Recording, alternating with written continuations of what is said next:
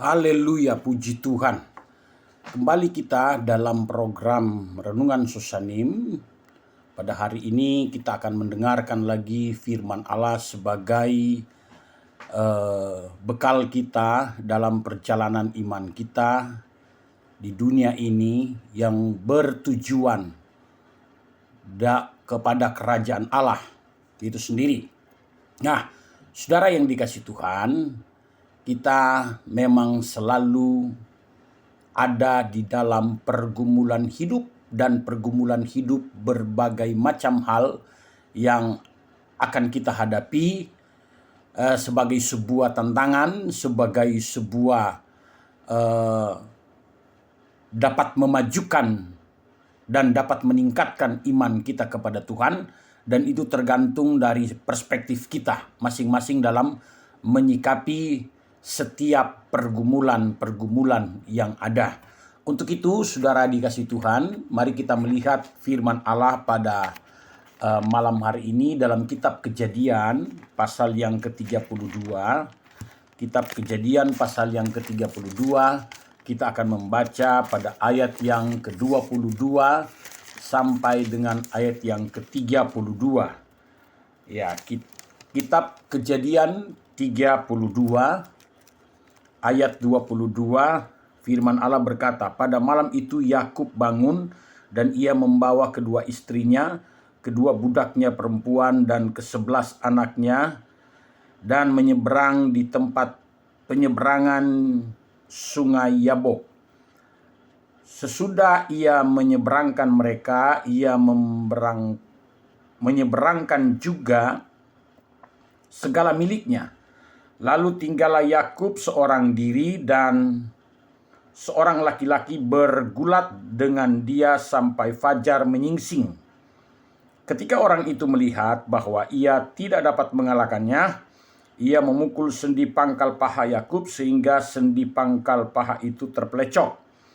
Ketika ia bergulat dengan orang itu, lalu kata orang itu, 'Biarkanlah aku pergi karena fajar telah menyingsing.' Sahut Yakub, 'Aku tidak akan membiarkan engkau pergi jika engkau tidak memberkati aku.' Bertanyalah orang itu kepadanya, 'Siapakah namamu?' Sahutnya, 'Yakub.' Lalu kata orang itu, 'Namamu tidak akan disebutkan lagi Yakub, tetapi Israel, sebab engkau telah bergumul melawan Allah dan manusia dan engkau menang. Bertanyalah Yakub, katakanlah juga namamu.' Tetapi sahutnya, 'Mengapa engkau menanyakan namaku?' Lalu diberkatinyalah Yakub di situ. Yakub menamai tempat itu Peniel, sebab katanya, 'Aku telah melihat Allah berhadapan muka, tetapi nyawaku tertolong.' Lalu tampaklah kepadanya matahari terbit ketika ia telah melewati Peniel, dan Yakub pincang karena pangkal pahanya.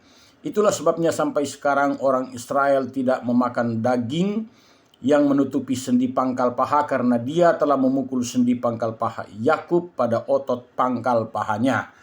Puji Tuhan. Nah, saudara, tentunya hidup kita masing-masing berada pada posisi hidup yang penuh dengan pergumulan. Nah, pergumulan kita itu berbeda-beda, bermacam-macam. Tidak sama antara orang yang satu dengan orang yang lain. Nah, tantangannya juga itu pasti berbeda-beda yang datang pada saat itu. Ada godaan, kemudian ada problem, ada masalah, ada hal yang harus diselesaikan untuk supaya kita dapat berjalan, kita dapat hidup sesuai dengan apa yang kita inginkan. Nah, saudara yang dikasih Tuhan, dalam pergumulan ini saya tidak menjelaskan secara detail tentang peristiwa yang terjadi antara Yakub, pergumulan Yakub, Nah, tetapi saudara yang dikasih Tuhan, saya mengambil intinya, Saudara, yang pertama di sini, Yakub mempunyai sebuah keyakinan yang besar. Dia mempunyai keberanian untuk melawan orang itu. Dia mau melawan, dan disebutkan oleh Alkitab Yakub menang. Posisi Yakub mengalami kemenangan. Jadi kemenangan dalam sebuah pergumulan yang menentukan adalah bagaimana kita menyikapi pergumulan itu. Bagaimana kita menyikapi situasi dan kondisi yang ada di sekitar kita atau yang sedang kita alami. Dia memiliki keberanian. Nah, dalam keberanian ini juga dimiliki oleh Yusuf. Ya, ada banyak contoh di rumah Potifar dalam Kejadian 39 ayat 7 sampai 12. Kemudian keberanian yang berikut dimiliki oleh Sadrak, Mesak, dan Abednego di Babel. Daniel 3 ayat 16-18. Ya. Nah, keberanian dimiliki juga oleh Petrus dan Yohanes di hadapan pemimpin-pemimpin dan tua-tua Israel. Dalam Kisah Para Rasul pasal 4 ayat 19-20. Lalu keberanian itu muncul lagi, ya, dimiliki oleh Stefanus di hadapan Mahkamah Agama. Kisah Para Rasul 7 ayat 55 dan 56. Nah, saudara, kalimat kunci di sini di dalam kesimpulan saya, hidup yang dipenuhi oleh Roh Kudus tentunya akan memiliki keberanian yang hakiki. Keberanian demi karena kebenaran itu sendiri. Nah, seperti apa yang dimiliki oleh Yakub yang kemudian dia berubah nama, diberi nama oleh Allah sendiri, nama Yakub menjadi nama Israel. Karena dia telah bergumul melawan Allah dan manusia itu. Nah, yang kedua, Yakub di sini memiliki keteguhan iman. Nah, dimiliki juga oleh tokoh-tokoh Alkitab lainnya seperti Nuh dalam Kejadian pasal yang ke-6 ayat 13 sampai 22. Dan keteguhan iman dimiliki oleh Yosua dan Kaleb, Bilangan 14 ayat 6 sampai dengan 9. Nah, ayat-ayat itu menunjukkan kepada kita semua yang ada pada saat ini bahwa kita harus memiliki iman yang teguh. Iman kita itu harus teguh, iman kita itu harus kuat, konsisten, ya. Konsisten, bahkan iman itu dinamis. Diharapkan dimiliki oleh orang-orang percaya, oleh anak-anak Tuhan yang ada pada saat ini.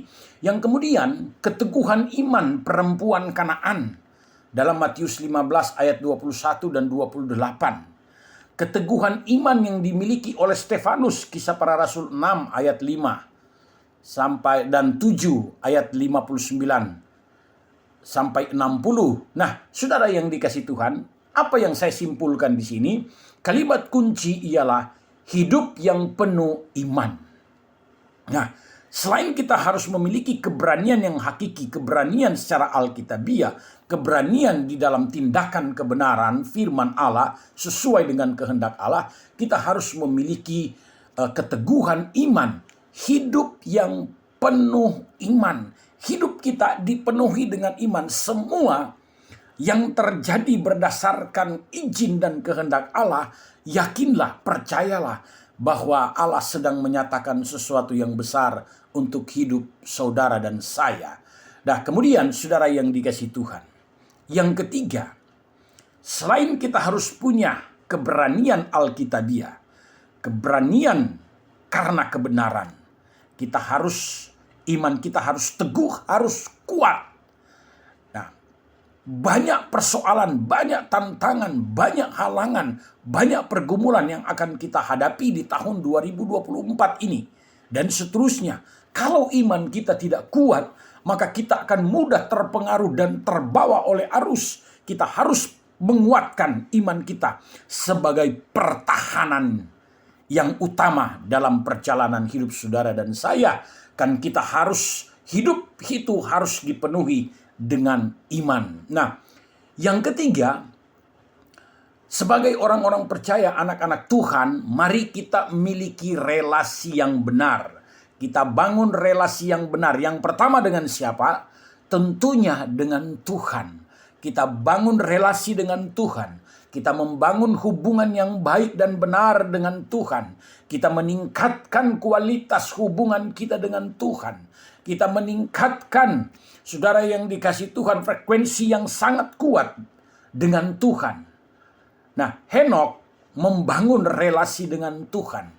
Dia tidak pernah putus-putus untuk membangun hubungannya dengan Tuhan. Dalam Kejadian pasal yang kelima, ayat yang ke-21 sampai 24. Berikut, Daniel membangun relasi dengan Tuhan. Sehingga kita melihat Tuhan selalu menyatakan kebesarannya, Tuhan selalu menyatakan kehadirannya, kemahakuasaan, kedahsyatan, pembelaan yang luar biasa dan pertolongannya kepada Daniel. Jadi kuncinya semua adalah bagaimana kita meningkatkan kualitas hubungan kita dengan Tuhan, membangun relasi dengan Tuhan. Nah, relasi jemaat mula-mula dengan Tuhan itu begitu kuat, saudara. Dalam Kisah Para Rasul pasal 1 ayat 14 misalnya. Nah, di sana telah menjelaskan jemaat mula-mula telah membangun relasi yang sangat kuat dengan Tuhan. Sehingga pada waktu di tengah-tengah perjalanan mereka, di tengah-tengah pergumulan hidup mereka, mereka membangun relasi dan Tuhan menyatakan sesuatu yang sangat luar biasa. Tuhan menghadirkan pribadi yang lain untuk menolong, untuk meneruskan perjalanan misi yang Tuhan tinggalkan kepada murid-muridnya dan kepada jemaat mula-mula yang ada pada waktu itu. Jadi kita lihat di sini membangun hubungan, membangun relasi itu sangat penting bagi kehidupan orang percaya, terutama dengan Tuhan. Kita juga membangun relasi antar hubungan manusia dengan manusia. Nah, itulah pentingnya anak-anak Tuhan membangun relasi. Bangunlah hubungan yang baik, hubungan yang benar, sesuai dengan keinginan Tuhan, sesuai dengan rencana dan kehendak Allah. Nah, saudara, kita tingkatkan untuk membangun hubungan dengan Tuhan, tetapi juga dengan sesama kita. Relasi dengan sesama kita. Sesama sebagai tubuh Kristus. Galatia pasal 6 ayat 2 dan 10. Nah, saudara yang dikasihi Tuhan, mari kita bangun semuanya ini menjadi dasar dalam perjalanan iman kita kepada Tuhan di tengah-tengah dunia yang penuh dengan tantangan. Kita membangun relasi sesama sebagai makhluk sosial. Matius 5 ayat 16, Galatia 6 ayat yang ke-10. Ya, mari kita bangun hubungan sosial yang baik dengan sesama kita. Mari kita bangun hubungan sosial yang baik dengan orang-orang di sekitar kita. Bercahayalah kita di sana, jadi teranglah kita di sana, jadi garamlah kita di sana, menggarami lingkungan dan sekitar kita. Dan Tuhan senantiasa akan memberkati. Ada banyak impian, ada banyak dream dan harapan yang hendak kita raih ke depan. Namun impian dan harapan itu tidak semudah membalikkan telapak tangan untuk mewujudkannya. Selalu ada pergumulan dan tantangan di jalan hidup kita. Oleh karena itu, mari kita miliki keberanian yang alkitabiah, keberanian yang hakiki, keberanian dalam kebenaran untuk menerobos kemustahilan. Miliki keteguhan iman, karena orang benar akan hidup oleh percayanya, oleh imannya kepada Tuhan. Dan mari kita miliki relasi yang benar dengan Tuhan dan juga dengan sesama. Dengan begitu kita akan keluar sebagai pemenang. Tuhan Yesus memberkati. Kita berdoa. Terima kasih Tuhan, kami sudah mendengarkan renungan firman-Mu. Tuhan Yesus menolong dan memberkati kami jemaat Tuhan. Tuhan senantiasa memenuhi sukacita dan damai sejahtera kami.